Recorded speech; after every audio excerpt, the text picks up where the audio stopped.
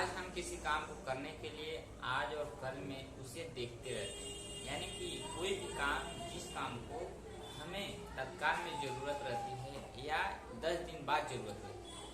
उस चीज़ को हम क्या करते हैं, बहुत अच्छी तरीके से हम समझते हैं, फिर भी उस चीज़ को हम आज न करके कल पे टाल देते हैं। इस टालने की वजह से क्या होता है, उस इंसान का जो काम का जो रेशियो होता है वो वहीं पे रुक जाता है।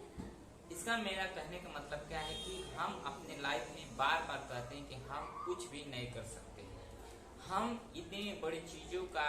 हम बोझ कैसे उठा पाएंगे, या हम इसे चीज़ को कैसे अच्छे तरीके से फील्ड में ला सकते हैं। क्योंकि आज कहा जाए कि हर इंसान के पास में कुछ न कुछ होनी जरूरी है और हर इंसान चाहता है कि मैं हर एक चीज़ कार्य कर सकता हूँ, लेकिन होता क्या है कि उसी चीज़ को लोग अच्छी तरीके से फॉलो नहीं करते हैं, उन्हें गाइड करने वाला कोई नहीं मिलता है। जबकि सफलता हर एक इंसान चाहता है। सफलता के पीछे क्या होती है कि कितनी मेहनत करनी पड़ती है, कितना स्ट्रगल करना पड़ता है, कितना बाकी सारे कार्यों में उसमें खर्चे लगते हैं। चलो छोड़ो, ये सब बारे की बात है। तो ज़्यादा चीज़ जो होता है मनुष्य क्या या इंसान का जो माइंड थिंकिंग होता है, आइडियाज होते हैं, उसके ऊपर लोग गौर नहीं करते। हम बस दूसरों के देखी देखा में आज कल करके ऐसे ही दिन अपने बिता देते हैं, लेकिन अपनी इस कुदरती देन को नहीं समझ पाते हैं कि आज हमारे पास इतने अच्छे हाथ हैं, पैर हैं, आँख है, नाक है, कान है, मुंह है, हर एक चीज़ हमारे पास अवेलेबल है। यानी कि बहुत ही अच्छी तरीके से हम बोल लेते हैं, बहुत ही अच्छे तरीके से सुन लेते हैं, बहुत ही अच्छी तरीके से दूसरों को कार्यों को हम समझ पाते हैं, लेकिन फिर भी हम उस कार्य को अच्छी तरीके से नहीं कर पाते। जबकि देखा जाए कि जिसके पास हाथ नहीं होता है, पैर नहीं होता है, देख नहीं सकता है, जो सुन नहीं सकता है, उस बेचारे का क्या होता है, वो भी आज एक इंसान है, वो भी इस धरती पर रहता है, वो भी जीने के लिए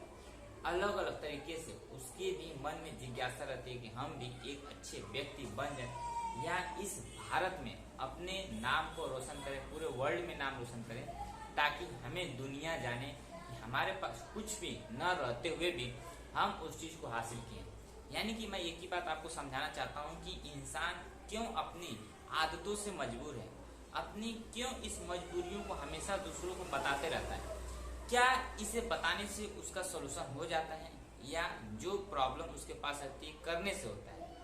हम कहते हैं कि शायद आप उस काम को एक दिन में नहीं कर पाते हैं, 2 दिन में नहीं कर पाते हैं, लेकिन उसके पीछे आप पड़ जाते हैं तो शायद 1 दिन, 2 दिन, महीने, 1.5 महीने, साल भर में जरूर तो कुछ उसका रिजल्ट आपके हाथ में मिल ही जाता है। न मिलने का कारण क्या होता है कि उसके ऊपर अच्छी तरीके से आप मेहनत नहीं करते हैं, उसके ऊपर अच्छे आइडियाज नहीं लगाते हैं, उसके ऊपर आप सर्च नहीं करते, क्योंकि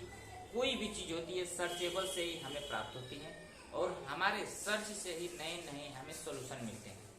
सर्च एक ऐसी चीज़ है कि जहाँ कहीं पे भी हम जाते हैं, उसी चीज़ का एंडिंग पॉइंट और स्टार्टिंग पॉइंट में हमेशा सर्च की जरूरत पड़ती है। क्योंकि देखा जाता है कि हमारे कहीं ना कहीं जो हम चीज़ों को करने जाते हैं उसके अंदर ही सारे स्टार्टिंग पॉइंट, एंडिंग पॉइंट छिपी रहती है,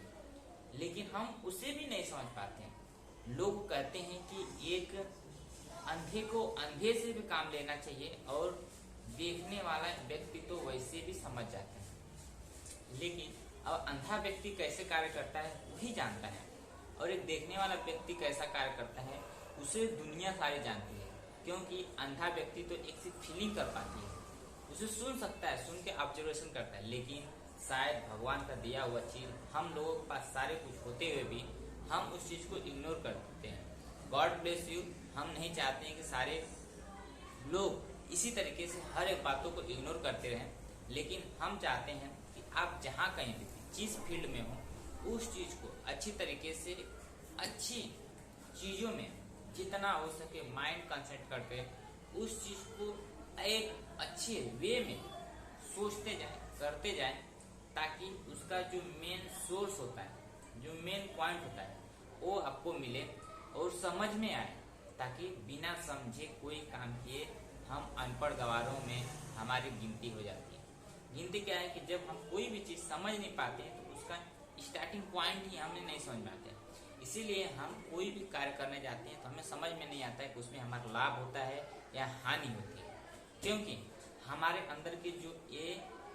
मन है ना बहुत चंचल होता है, ये दोनों तरफ चलता है, निगेटिव में भी और पॉजिटिव में भी। इसीलिए हमें निगेटिव चीज तो कभी लाने ही नहीं है मन में। जब हम ये निगेटिव थिंकिंग अपने मन में ला देते हैं तो हमेशा हमारे माइंड में अलग अलग टाइप के निगेशन आते रहते हैं। निगेशन मतलब नकारात्मक, उसको एकदम बर्बाद करने वाली चीजें आपके मन में हमेशा भरी जाती हैं, जो कि हमारे मन में कभी दूसरों को देख के बहुत ही जज्बा होती है, बहुत ही उत्साह उत्पन्न होता है, ताकि हमें लगता है कि मैं ये कार्य कर सकता हूँ। अंदर से आपका जो हार्मोन्स होता है वो आपको और उत्प्रेरित करता है, प्रेशर देता है, आप भी ये चीज करिए, आप भी शायद ऐसा करेंगे तो इतना आपके पास हो सकता है, ऐसा बन सकते हैं। वो जो हार्मोन्स होता है आपको और उत्प्रेरित करता है। बट होता क्या है कि जो माइंड है वो आपके मन में हमेशा निगेशन, जैसे कि एक छोटी सी एग्जांपल दे दूं कि जिस तरीके से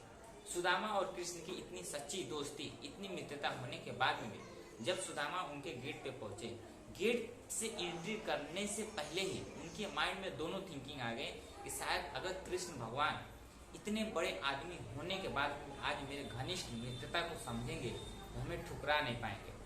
आज भी कृष्ण भगवान अपने मित्र को उसी तरीके से जानते थे, पहचानते थे और उनकी बातों को समझते थे। फिर भी उतने बड़े महल में होने के बाद में भी सुदामा को कृष्ण भगवान ने अपनी गद्दी सौंप दी, यानी कि उस अपनी गद्दी पे उनको आसन ग्रहण करवाए और अपने आंसुओं से उनको पैर को धो दिए। क्योंकि कहा जाता है कि मित्रता घनिष्ठ मित्रता है, कभी मित्रता खत्म नहीं होती है। इसलिए चाहे आप लो कंडीशन में हो, चाहे आप बड़े अच्छे कंडीशन में, मित्रता मित्रता होती है, मरते दम तक साथ देती है। इसलिए कृष्ण भगवान के मन में ऐसी प्रेम थी, ऐसा प्यार था, ऐसा दोस्ती थी। बट फिर भी सुदामा की जो हालत थी वो अपनी हालतों को देख के वहां पे दंग रहते थे, क्योंकि उन्हें लगता था कि सुदामा आज इतना बड़ा, कृष्ण भगवान आज इतने बड़े हो गए हैं, शायद इनके पास इतना महल है, बंगला है, मैं इनके घर पे जा रहा हूँ, कुछ भी नहीं ले गया। जो घर पे थोड़ा सा चावल बचा था वही लिए थे, बांधे थे, और गेट पे पहुंचते अनेकों सारे विचार आए, जाएं कि नहीं जाएं, क्या बोलेंगे लोग, क्या नहीं बोलेंगे। वहां तक कि द्वारपाल भी बड़े अचंभव में रह गए कि ये कौन सा व्यक्ति है जो इतने बड़े राजा महाराजा से मिलने आए और ऐसे हट्टे पुराने कपड़े में नंगे पांव यहाँ पे आ गए। लेकिन जैसे ही सुदामा ने द्वारपाल वालों से रिक्वेस्ट की कि हम कृष्ण भगवान के सच्चे दोस्त हैं सुदामा, एक बार बस मेरी खबर उन तक पहुंचा दीजिए, उनका अगर मेरे प्रति प्यार प्रेम दोस्ती रहेगा तो जरूर मेरे लिए भागते हुए आएंगे। और वही हुआ कि वे अपने विश्वास पे अटे रहे,